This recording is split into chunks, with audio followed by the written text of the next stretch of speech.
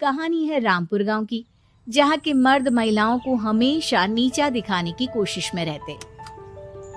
अरे अभी तक खाना नहीं आया, क्या मुझे एक और शादी करने की जरूरत है? नहीं जी नहीं, ऐसा मत करना, वरना मैं कहाँ जाऊंगी। खाना लेकर मैं अभी आई जी। गांव की पंचायत में भी फैसले हमेशा औरतों के खिलाफ ही रहते।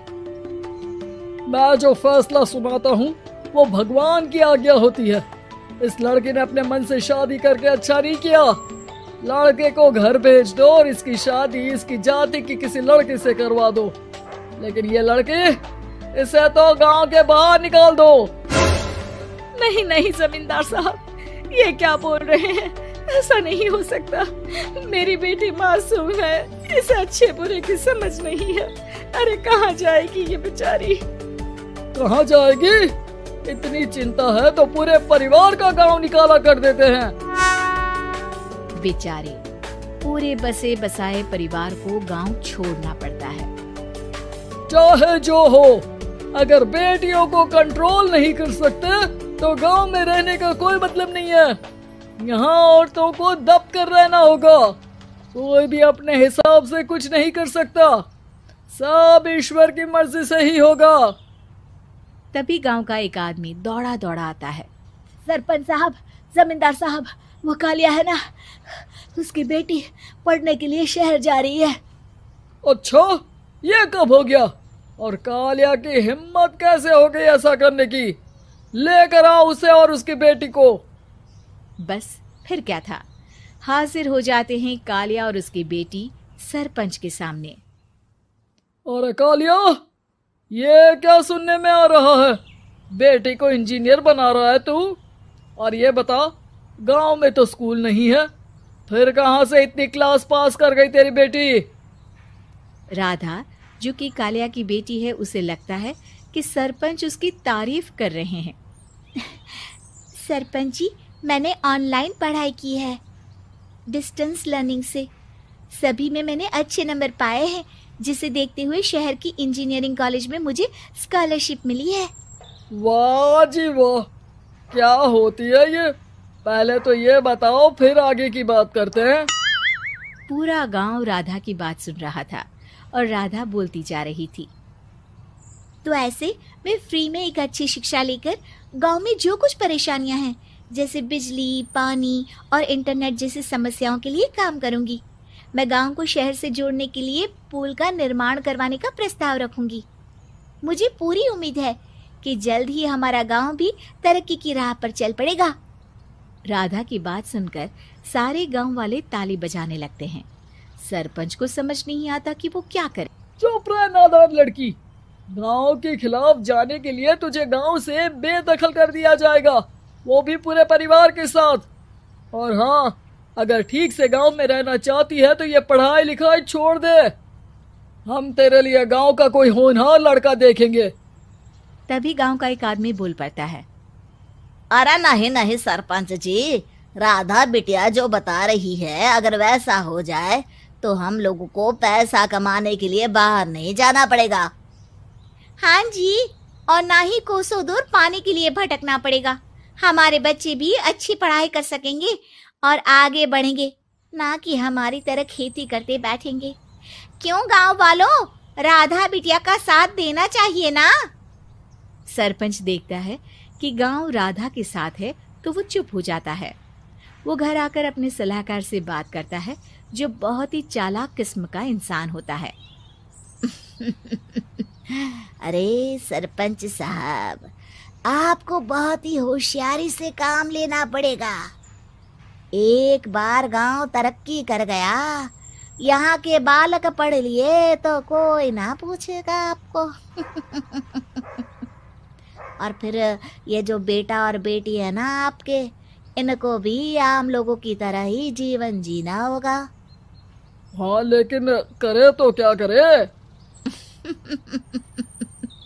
वो ना आप मुझ पर छोड़ दीजिए, बस मैं जैसा बोलूं करते जाइए।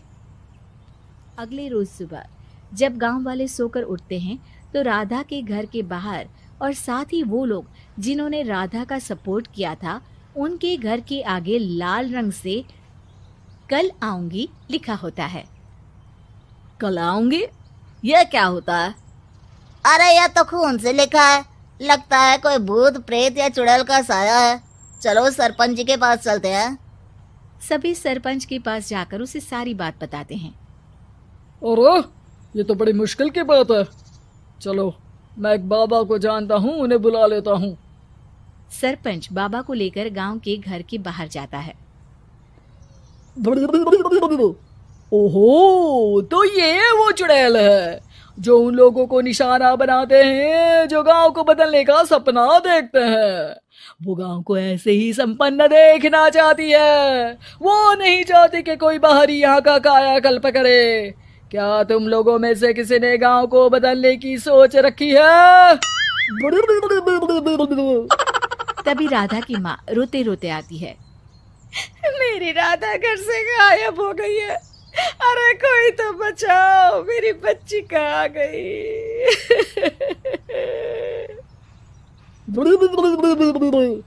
ले गई वो चुड़ैल, तेरी बच्ची को ले गई। अब वो उसे श्रापित करके छोड़ेगी, उस पर चुड़ैल का साया हो जाएगा। तभी बुरी सी हालत में राधा भी वहां आ जाती है। उसके बाल चुड़ैल की तरह फैले होते हैं और कपड़ों में खून लगा होता है। सभी राधा को देखकर डर जाते हैं। माँ, पता नहीं मुझे कौन उठा कर ले गया था। अरे दूर दूर हो जा चुड़ैल, अब हम लोग इस गांव में नहीं रुकेंगे। अरे कैसे बातें कर रहे हैं आप? कल तो आप मेरे भरोसे गांव का हुलिया बदलने, अपने बच्चों को पढ़ाने और तरक्की उन्नति की बात कर रहे थे, तो आज क्या हो गया आपको? ये फिर तुम लोगों को बहकाएगी। ये चुड़ैल गांव में आ चुकी है, ऐसे ही ये तुम्हारे घर के बच्चों को भी ले जाएगी। गांव वाले राधा को गांव से बाहर निकाल देते हैं। उसके माँ बाप रोते रहते हैं, लेकिन गांव वाले नहीं मानते। मैं भी अपनी बहन के साथ गांव के बाहर रहूंगा, लेकिन वो पढ़ाई नहीं छोड़ेगी। वहीं सरपंच के घर पर सलाहकार कहता है।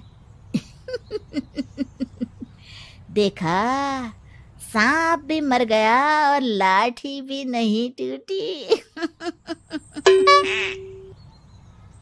लेकिन अगले ही दिन सरपंच के घर के बाहर भी वही शब्द लिखे होते हैं। और फिर सरपंच की बीवी कहती है, हमारी बेटी को किसी ने अगवा कर लिया है। तभी राधा का भाई वहां आ जाता है। अरे गांव वालों, मैंने सरपंच जी की बेटी को देखा था। वो चुड़ैल उसे उठाकर ले जा रही थी। अरे क्या मजाक कर रहे हो? नहीं नहीं सरपंच जी, आप नहीं जानते। वो चुड़ैल अब आपकी बेटी में आ जाएगी, जैसे राधा के अंदर आ गई थी।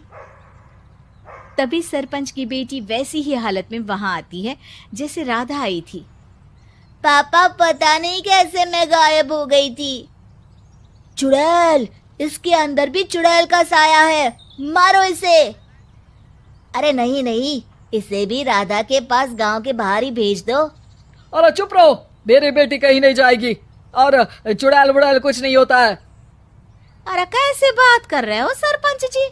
आप तो बोल रहे थे कि आपका फैसला भगवान का ज्ञान होता है, तो अपने पर बात आई तो अब आप ऐसे बोल रहे हैं।